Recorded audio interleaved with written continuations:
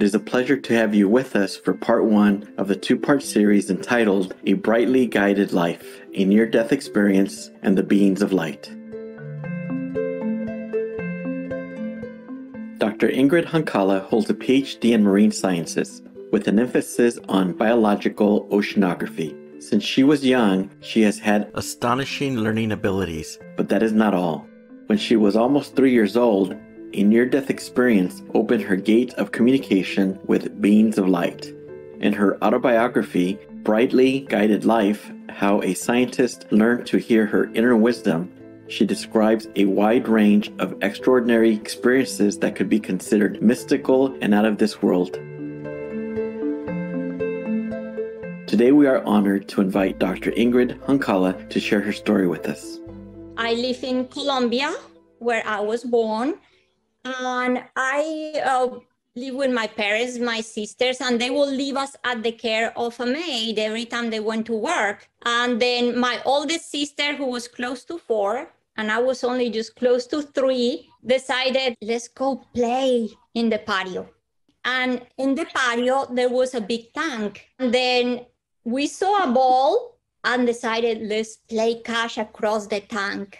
Then we climbed the walls of the tank. It held about 900 gallons of water. So we put a stool, climbed the tank, and then she sat on the flat surface. I went to the other side where there was this thin edge. And when she threw the ball fell on the water. And when I leaned forward to try to grab the ball, it rolled on the surface of the water and I fell in the tank. And the first thing that I felt was that this water was frigid cold.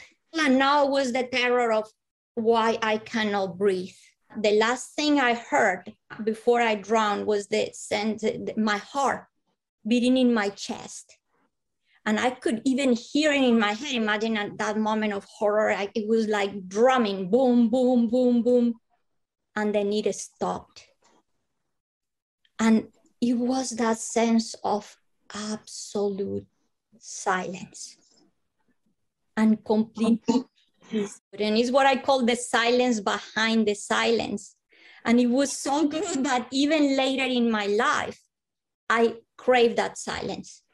This tank was all made of cement and it had a roof. So the last thing I saw when my eyes opened was the darkness of this tank. And then once I went into the state of peace, there was a light that came from below. And it was this light that was able to illuminate all the watery surrounding. Now there's peace, now there's silence, now there's light. That state of absolute well-being. Then I started to see bubbles, and these bubbles were surrounded by light. It was when I turned around chasing these bubbles that I saw a body. And the body was suspended in the water. And I had the clarity, like, knowing at that moment, that is my body. But I didn't feel scared. It was more the sense of familiarity. I was born as a very sick child. And I spent almost the first 3 years of my life feeling sick. So I didn't know what well-being was. And now I am in the state of complete well-being. When I saw the body, the first thing I did, I'm not going back there. And I turned around and I left the body behind. And at that moment, I started to see flowers. And the flowers were blooming from nowhere. And it was majestic. And then all the sense of dimension just disappeared when I was picked by the flowers. And now the flowers were carrying me. And I put the analogy, like it's going back to the womb. You just being carried and just relaxing, having complete bliss. Besides all this happened, and is that in just a flash, I appear in the maid's room. And I'm looking at her from above. Oh, that's Maria. She's lost in her radio. She doesn't even know what is happening.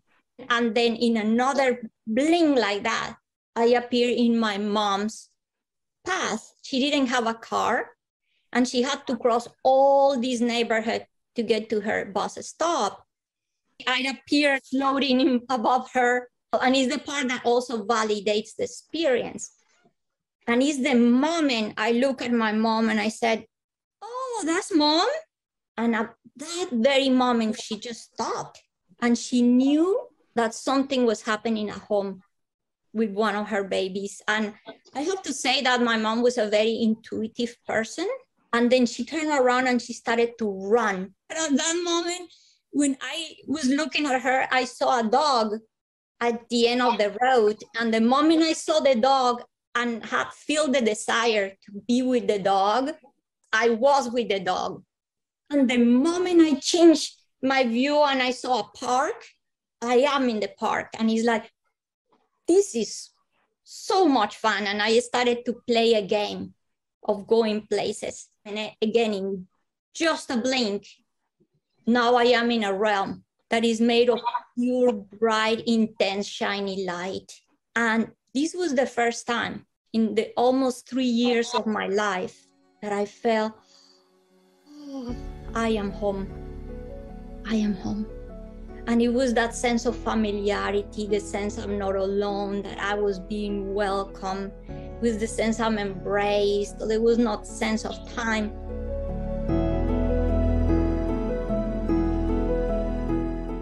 Although I see my body suspended in the water, I didn't have the realization until that moment that that's not me. That's not who I am. I am not that body. And it's when I realized myself as a being of light.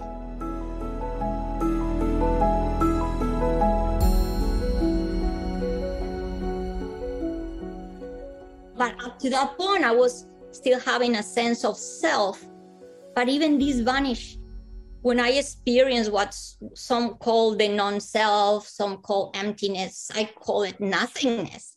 There was no color, no meaning, no label, no movement, no sound. It was space where there was absolute presence and pure consciousness.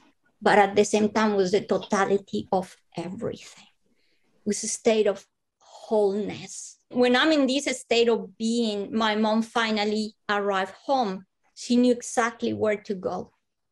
And she directed herself to the back of the house. And there, my oldest sister told Mom Ingrid is there and I cannot get her. And that's when my mom jumped in the water. She worked with children and my mom knew how to do CPR for children. And when she got me out of the water, she said that I would like a raggedy doll. There was no breathing, there was no pulse. I was just completely like blue lips and all the skin all translucent. And then she just grabbed me and started to do what she knew to get me back. But I was so disconnected from this body, I didn't feel anything she was doing.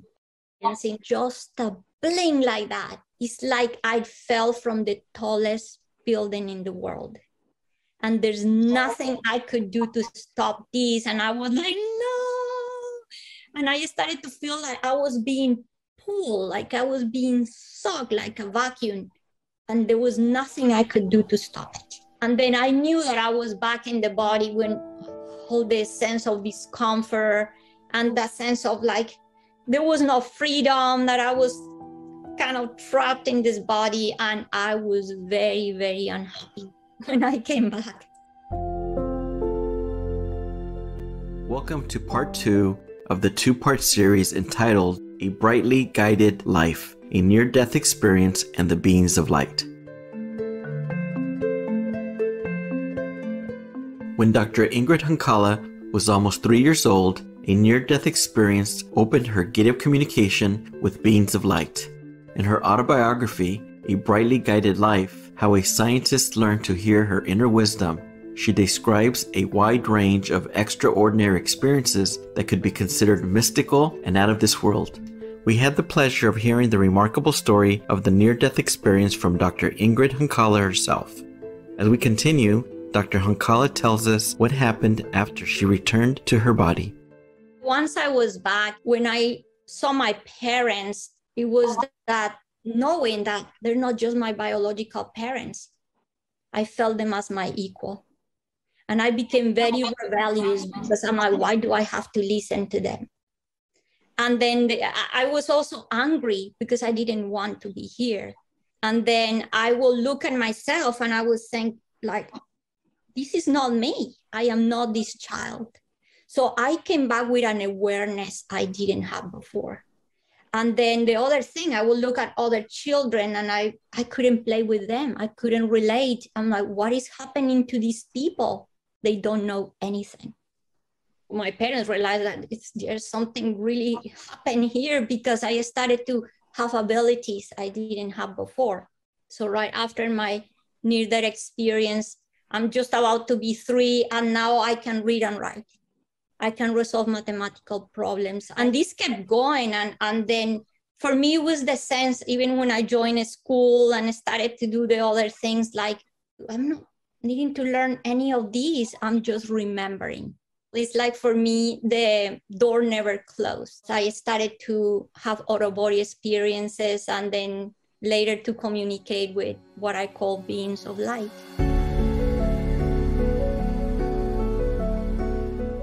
Dr. Ingrid Oncala explains what happened in her communications with the beings of light.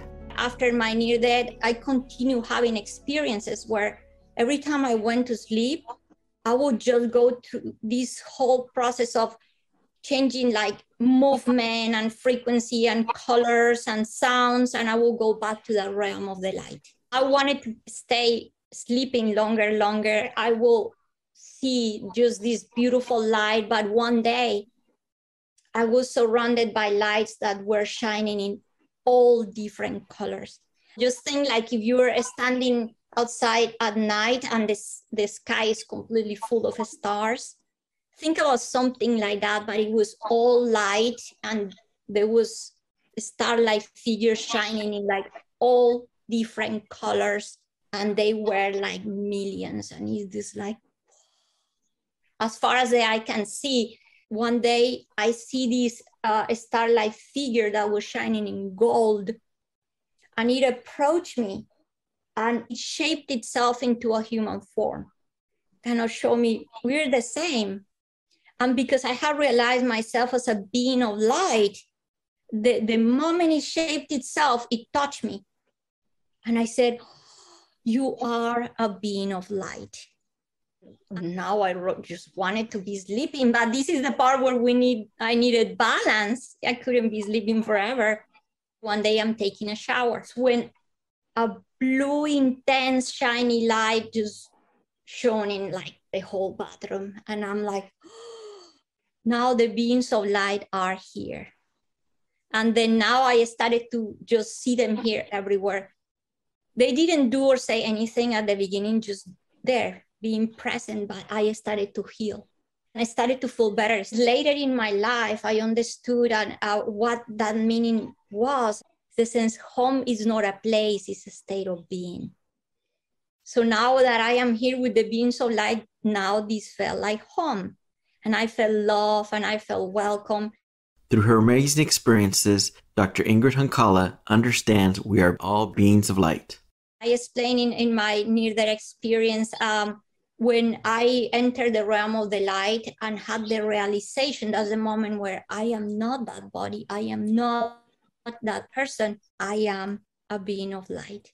So now I saw again myself as being the light. And one day later in life, I would say I was like 13 years old, we were watching a movie. And this movie was called Cocoon, and this movie was about some aliens. And in the movie, the aliens, there's a scene in which they rip the skin open, and under the skin there's light. And they're made of light. And when I saw that scene and looked at my sisters, I said, oh, that is what we are. That is what we truly are. And then that's how I always felt. I have had so many experiences. One day I woke up in the middle of the night, and then it was that sense of, I am enormous. I was so big that I didn't fit in the room. I was huge, and I heard the words grandioso. It's when I know we're bigger than we really think we are. From her interactions with beings of light, Dr. Ingrid Oncala has gained many insights about humans' true nature. In our human experience, we need the names and the labels and all that, but in the realm of the light is not necessary. To the point that when I was many times surrounded by many beings of light, and they didn't even need to show themselves as human form, nothing. And every time anybody was talking, I didn't have to see a movement or hear, I knew who was talking. But there was few things they said to me. They say that all the things that I was experiencing and all the things that I was going to experience were gifts. And they were for me someday to share with someone. But that was going to be later in the future. They said to me that I would have the clarity and understanding. When I was 19, they say in 20 years it will happen. So they show me someday that people will be ready and open for all these teachings. And they say, for now, you better stay silent, quiet, because they're not going to understand. But they also say there will be people put into path to help you and to guide you. We asked Dr. Ingrid Hankala, can everybody communicate with light? Yes, everybody can. But there was a moment I asked the beings of light, why me? They said, because you are special. Everybody is special, but not everybody knows it yet. They said in our core, in our source, we're all the same. But what happened is that we become distracted. We become layered. They show me like that lamp back there. We are that light. We're always special. But what happened? Conditioning. Now it got a shade. And then more conditioning, more shade, until we become disconnected. First, remember that you are the light. You are special. And how can you get to touch that light? Start calming the mind. And, start becoming an observer of yourself. Know thyself.